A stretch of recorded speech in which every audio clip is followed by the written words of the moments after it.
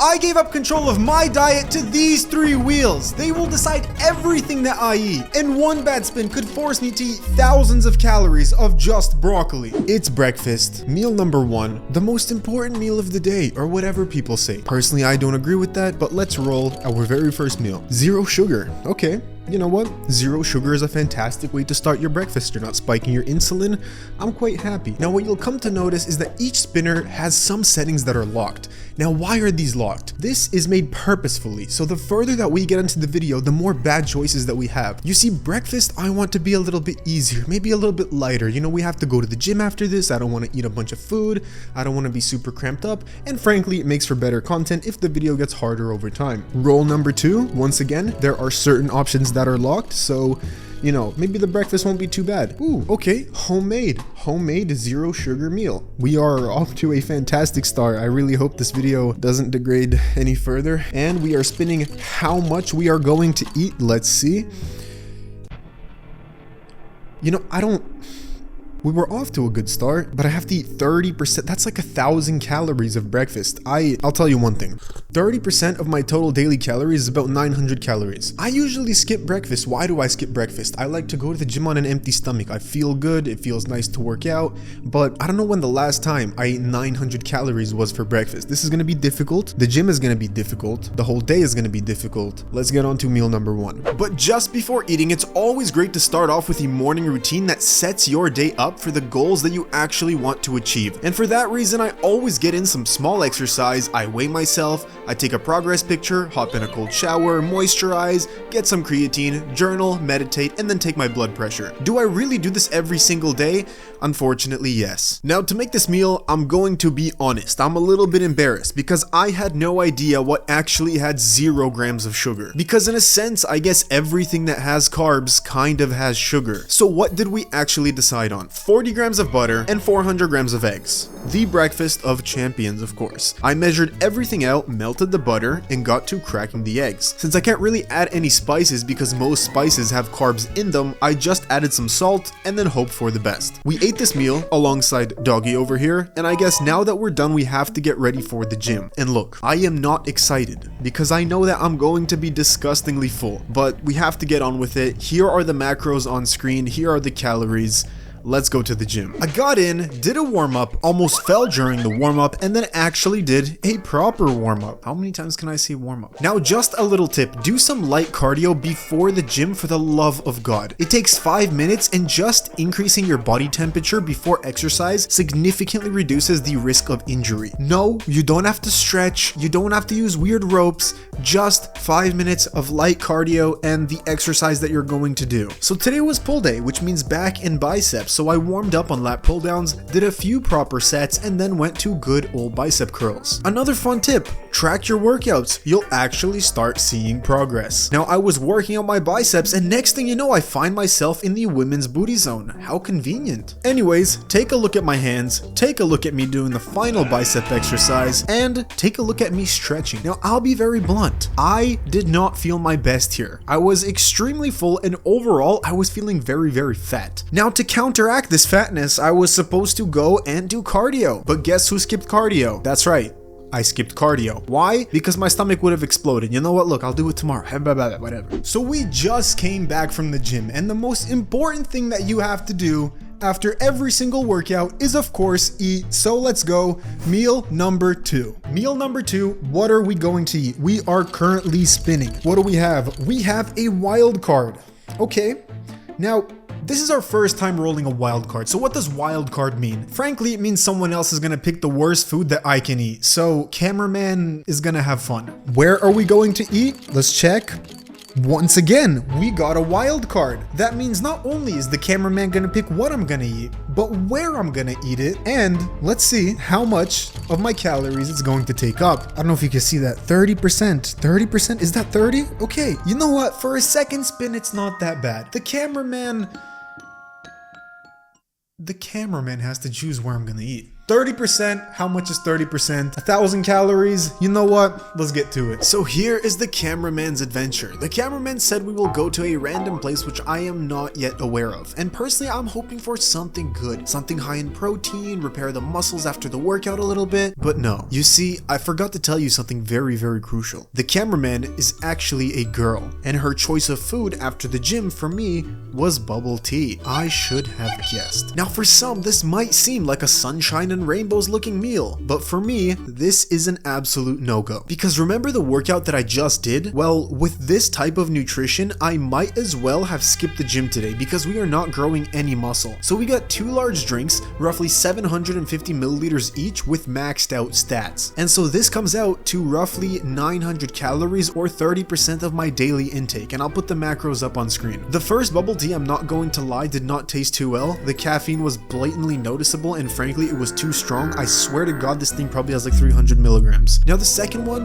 well, that one was really, really good. It was some weird coconut flavor, and I love coconut. Anyways, we made our way home, and well, I guess I have to sit there and finish all of this. Not too bad for meal number 2, but remember, each meal is only going to get more and more intense with the next spin opening up 3 brand new chaos possibilities. I did a little bit of running, I did a little bit of choking, and I finished 1 out of the 2 drinks. So I'm coming to the end of my second bubble tea, and you know, the first one, we accidentally ordered coffee, even though it's a little bit later in the day, but that's okay. What I wanted to tell you though is something very important. It's strange, because I had nearly 1,000 calories and I still feel as if, you know, I want to eat, and this hasn't filled me up at all. And this brings me to my main point. Drinking your calories is absolutely one of the worst ways to curb your hunger. If I was hungry and had the choice between drinking 900 calories versus eating 900 calories, I would eat them any day of the week. Because drinking is the least satiating way of actually getting your calories. So if you're trying to lose weight, if you're trying to stay in shape and not be fat, then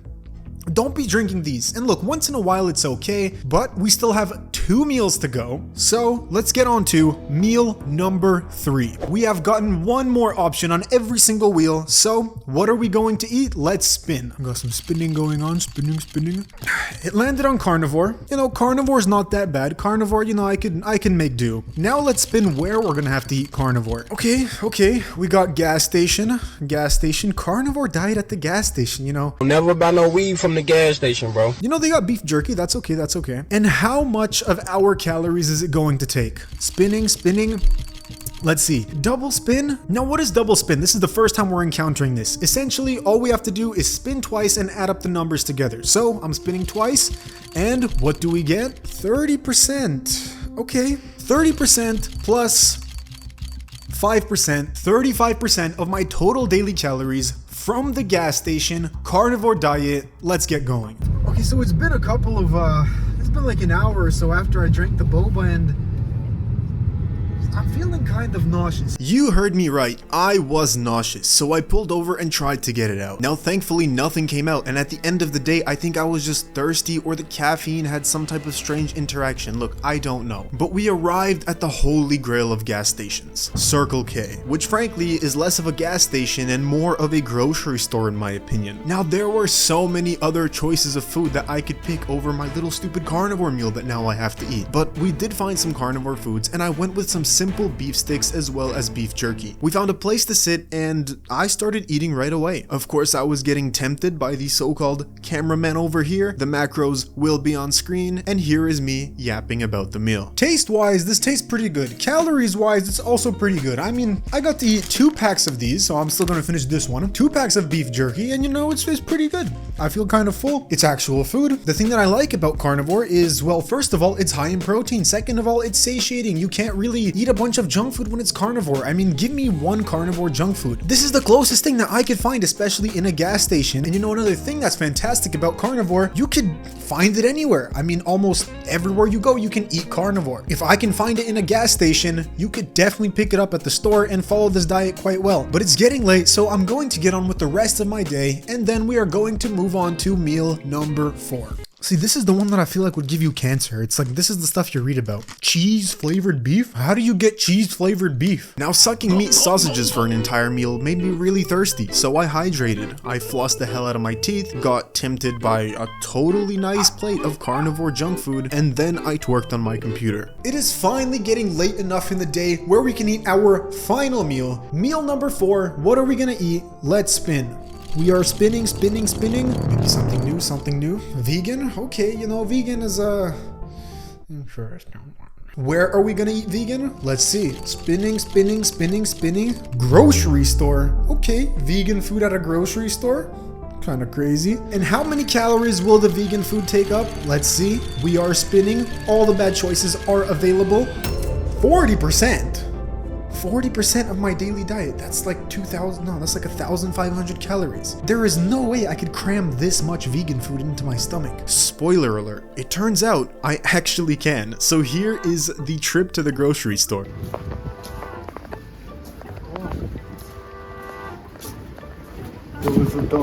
Once we got in, I went straight over to the vegetables. I snagged some broccoli, carrots, and celery. And then I also snagged a cart because I forgot you can use those things. Next, I went to look at some protein bars, and the choices were kind of sad, but I did find some nice vegan cookies, so I grabbed them. And lastly, my eyes laid upon something extremely strange. Super low calorie rice. So of course, I needed to see what the hell this was about, and of course, it was also vegan, so it was the perfect choice. The last thing I grabbed were some vegan meatballs.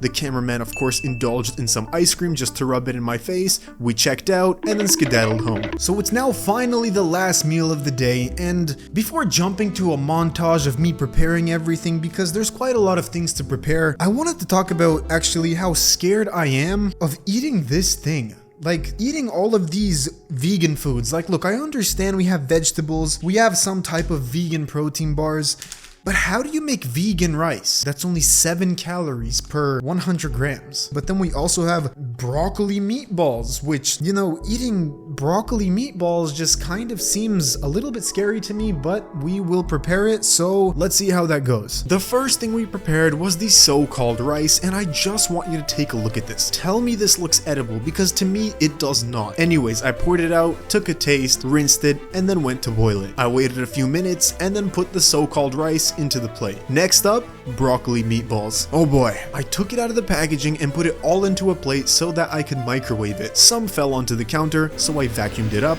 with my mouth of course, and then I proceeded to take IRL damage. I popped it in the microwave, used the free time effectively, and here we have our next meal. Lastly comes the vegetables. So I proceeded to wash, flip, and then cut the celery. I peeled the carrots, washed them, and then also flipped them. And lastly with the broccoli, I washed it, tried to eat the stem, took more IRL damage, and then I finished up the final meal. So these 3 meals are finally ready, and if we add all of these up, they turn out to be roughly 1,200 calories, give or take. But there's a specific reason as to why I have 3 very separate meals. What I'm going to tell you is quite shocking. Each one of these plates is roughly 400 calories each, and this is on purpose. I want to show you how much food you could actually cram into 400 calories, because this is the main reason as to why some people can eat whatever they want and lose weight versus some people who only eat one little snack and can't lose weight. These 2 bars are 400 calories. This entire vegan meal